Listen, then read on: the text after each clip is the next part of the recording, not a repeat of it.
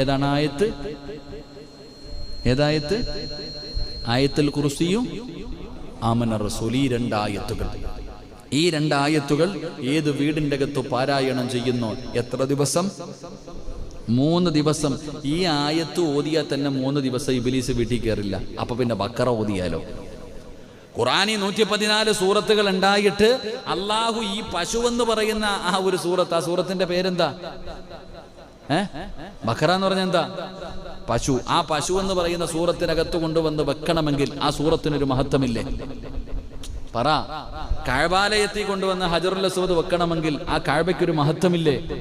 ഈ സൂറത്തുൽ ബക്കറ എന്ന് പറയുന്ന അധ്യായത്തിന്റെ അകത്ത് ഈ 2 ആയത്ത് അള്ളാഹു കൊണ്ട് വെക്കണമെങ്കിൽ ഈ ആയത്തിന് ഇത്ര മഹത്വമുണ്ടെങ്കിൽ ആ സൂറത്തിന് ഇത്ര മഹത്വം കാണും. എന്റെ പ്രിയപ്പെട്ടവരെ, ഏത് വീടിന്റെ അകത്ത് പാരായണം ചെയ്യുന്നോ ആ വീടിന്റെ അകത്ത് ഇബ്ലീസ് ഉണ്ടാകില്ല. ഇബ്ലീസ് ആ വീടിന്റെ അകത്ത് കടക്കൂല.